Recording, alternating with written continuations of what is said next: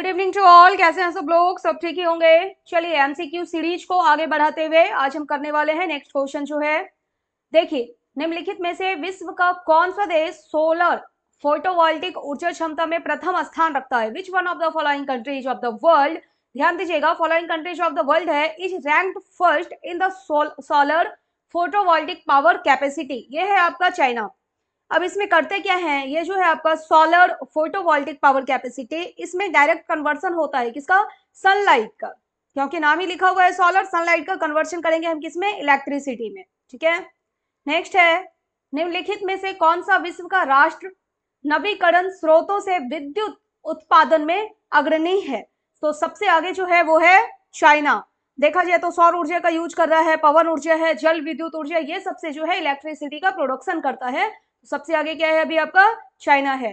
भूतापीय ऊर्जा यानी कि जियोथर्मल एनर्जी, इसके उत्पादन में विश्व का सबसे अग्रणी देश कौन सा है? यह है आपका संयुक्त राज्य अमेरिका, यूएसए। अब ये जियोथर्मल एनर्जी है क्या? पृथ्वी के आंतरिक भाग से इसमें हम ऊर्जा प्राप्त करते हैं। जैसे आपने ग्रीन हाउस का नाम सुना होगा, तो उसमें क्या होता है, जो पृथ्वी का आंतरिक भाग होता है उससे ऊर्जा की प्राप्ति होती है। नेक्स्ट है, निम्नलिखित में से विश्व में ज्वारीय ऊर्जा, जो आपने ये ज्वार भाटा सुना होगा, कहाँ आता है? समुद्रों में। तो ज्वारीय ऊर्जा उत्पादन में कौन सा एक राष्ट्र महत्वपूर्ण नहीं है?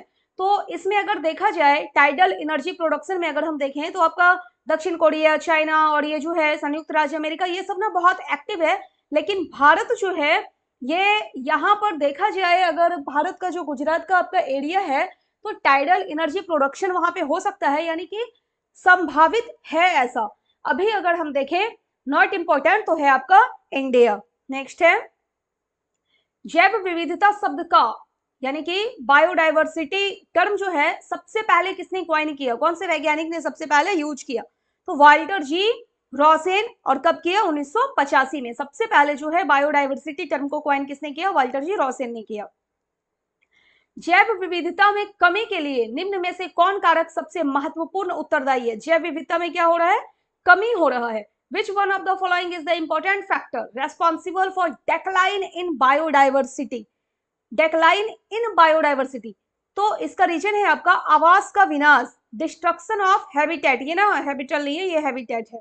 ठीक है, अब जैसे कि आवास का विनाश क्यों हो रहा है? वनों की कटाई हो रही है, तो जो भी पशु पक्षी जानवर है वहां पर नहीं रह पा रहे हैं, नगरीकरण हो रहा है, अर्बनाइजेशन हो रहा है, कृषि विस्तार हो रहा है, औद्योगिकीकरण के कारण अगर हम देखें तो आवास का क्या हो रहा है? विनाश हो रहा है। और इनके आवास का जब विनाश होता है तो बायोडाइवर्सिटी में क्या होती है? कमी आती है। नेक्स्ट है, निम्न में से कौन एक भारत के जैव विविधता हॉटस्पॉट की सूची में सम्मिलित नहीं है? तो आपका हिमालय प्रदेश है, उत्तर पूर्वी प्रदेश भी है, पश्चिमी घाट प्रदेश भी है, ये सुंदरवन जो है आपका अभी सम्मिलित नहीं है। IUCN के जो भी उसका लिस्ट है उसमें अभी इंक्लूड नहीं है। पौधों और जंतुओं की सर्वाधिक प्रजाति विविधता कहाँ मिलती है? तो सबसे ज्यादा जो है विविधता कहाँ पर मिलेगी? जहां तापमान बेहतर हो इनके लिए, वर्षा जो है वो प्रॉपर अमाउंट में होता रहे, पोषक तत्वों की भरपूर उपलब्धता रहे, तो ऐसा कहाँ पे है? शीतोष्ण में नहीं है। हाँ, ये जो है आपका उष्णार्ध वर्षा वन, जैसे कि अमेजन के जो जंगल है वहां पे, ट्रॉपिकल ह्यूमिड फॉरेस्ट, तो यहाँ पर जो डाइवर्सिटी होती है वो प्लांट्स और एनिमल्स की डाइवर्सिटी सबसे ज्यादा होती है, हाई रेट होता है वहां पे। ठीक है, नेक्स्ट है, रेड डेटा बुक में अंकित होते हैं, ये जो रेड डेटा बुक है इसमें क्या हुआ? इमारती वृक्ष, लाल वन, विलुप्त होती प्रजातियां, जो भी एंडेंजर्ड स्पेसीज है उसको इंक्लूड किया जाता है किसमें? रेड डेटा बुक में। इसमें अलग अलग कलर के पेज होते हैं, रेड, पिंक, इस तरह से पेज होता है इसमें। और ये जो आपका रेड डेटा बुक है इसको प्रकाशित करती है IUCN यानी कि international union for conservation of nature, उसके द्वारा प्रकाशित किया जाता है रेड डेटा बुक। और उसमें जो भी विलुप्त होती प्रजातियां हैं उसके नाम सम्मिलित होते हैं, जो भी आपके प्लांट्स हैं, एनिमल्स हैं। काजीरंगा कहाँ स्थित है? ये आपको पता ही होगा, काजीरंगा कहाँ है? असम में है। और ये फेमस किसके लिए है? एक सिंग वाला गैंडा के लिए। ठीक है, आगे बढ़िए। कार्बेट नेशनल पार्क है, ये कार्बेट नेशनल पार्क कहाँ है आपका? उत्तराखंड में है। उत्तराखंड में ना एक नैनीताल करके आपका जिला है, वहां पर ये है कार्बेट नेशनल पार्क। और ये जो है कार्बेट नेशनल पार्क भारत का सबसे पुराना राष्ट्रीय पार्क है। स्थापित कब हुआ था? 1936 में हुआ था। और ये इसका जो नाम पड़ा कार्बेट नेशनल पार्क, ये नाम इसका बदला गया है 1956 में। इसका अगर ओरिजिनल नाम हम देखें वो है हेले नेशनल पार्क। आपके जो एक जिम कॉर्बेट थे उनके सम्मान में इसका नाम हेले नेशनल पार्क का नाम बदल करके कॉर्बेट नेशनल पार्क कर दिया गया। ठीक है, और भारत का सबसे पुराना नेशनल पार्क है ये। ठीक है, कहाँ है? उत्तराखंड में है। नेक्स्ट 87, जैव विविधता संपन्न क्षेत्र है, ये क्वेश्चन अभी आपने देखा था। उष्णकटिबंधीय है, शीतोष्ण, ध्रुवीय क्षेत्र, महासागरीय क्षेत्र। क्या आंसर होगा? जो आपका ट्रॉपिकल रीजन है वो है जैव विविधता संपन्न क्षेत्र, यानी कि आपको वहां पर डाइवर्सिटी देखने को मिलती है, बहुत सारा वेराइटी देखने को मिलता है प्लांट्स का और एनिमल्स का। ठीक है, नेक्स्ट है निम्नलिखित में से असुरक्षित प्रजातियां कौन सी है? असुरक्षित कौन है? थ्रेटेंड स्पीसीज और दोज विच, जो दूसरों को सुरक्षा दे, जो दूसरों को सुरक्षा दे वो असुरक्षित है। बाघ और शेर जिनकी संख्या अत्यधिक हो वो असुरक्षित है। जिन प्रजातियों के लुप्त होने का खतरा है, they are suffering from the danger of extinction, तो इसको आप बोलेंगे ये थ्रेटेंड स्पेसीज है, यानी कि असुरक्षित प्रजातियां। ठीक है, जिनके लुप्त होने का क्या है? खतरा मंडरा रहा है जिनके ऊपर। नेक्स्ट, पर्यावरण प्रदूषण निम्नलिखित प्रभाव रखता है। The atmospheric pollution has the following effects. Atmospheric pollution से जो है पर्यावरण प्रदूषण जो हो रहा है उसे क्या क्या है? धरातल पर पहुंचने वाले सूर्य प्रकाश की मात्रा को कम करता है। ठीक है, कोहरे को बढ़ावा देता है, हाँ फॉग भी हो रहा है। यह वायुमंडल की तापीय विशेषताओं में परिवर्तन करता है। यह भी है कि जो भी टेम्परेचर है वायुमंडल का वो चेंज हो रहा है। तो सब आपका यहाँ पे आंसर हो जाएगा, आंसर बनेगा all of the above. The atmospheric pollution has the following effects, तो ए बी सी तीनों होगा, उपर्युक्त सभी। नेक्स्ट है, कोयले के पूर्ण दहन से कौन सी गैस प्राप्त होती है? कंप्लीट कंबशन जो होता है किसका? कोल का, यानी कि कोयले का, उसके बाद कौन सी गैस रिलीज होती है? होता है आपका CO2। CO2 बोले तो कार्बन डाइऑक्साइड। नेक्स्ट, ऑटोमोबाइल से निकलने वाला, यानी कि जो गाड़ी मोटर होता है, ऑटोमोबाइल से निकलने वाला सबसे घातक जो धातु प्रदूषक है वो क्या है? वो है लेड। अब ये लेड जो है वायुमंडल में जाता है, और वायुमंडल में जब जाता है और वैसे प्रदूषित वायु में जब हम सांस लेते हैं तो हमारा नर्वस सिस्टम प्रभावित होता है, और खास तौर पे अगर हम देखें ये लेड से जो है बच्चों के मस्तिष्क विकास जो है वो बाधित होते हैं। ठीक है, नेक्स्ट है, निम्नलिखित में से कौन एक पेट्रो रसायन धूम कोहरे के निर्माण के लिए आवश्यक नहीं है? Which one of the following is not required for the formation of petrochemical smog? तो इसके लिए फॉर्मेशन के लिए जो आवश्यक है नाइट्रोजन ऑक्साइड चाहिए होता है, ऑक्सीजन है यहाँ पर, और सूर्य के प्रकाश की उपस्थिति में ही होता है। लेकिन जो कार्बन मोनोऑक्साइड है इसका जो है कोई यहाँ पर लेना देना नहीं है। अब ये फोटोकेमिकल स्मॉग जो है आपका, इसका फॉर्मेशन होता कब है? ये तब बनेगा जब सूर्य प्रकाश की उपस्थिति में नाइट्रोजन ऑक्साइड और जो कार्बनिक यौगिक हैं वो वायुमंडल में क्या करेंगे? प्रतिक्रिया करेंगे। ठीक है, तब आपका बनेगा पेट्रोकेमिकल स्मॉग। और कब? सनलाइट के प्रेजेंस में, जब सूर्य प्रकाश की उपस्थिति होती है।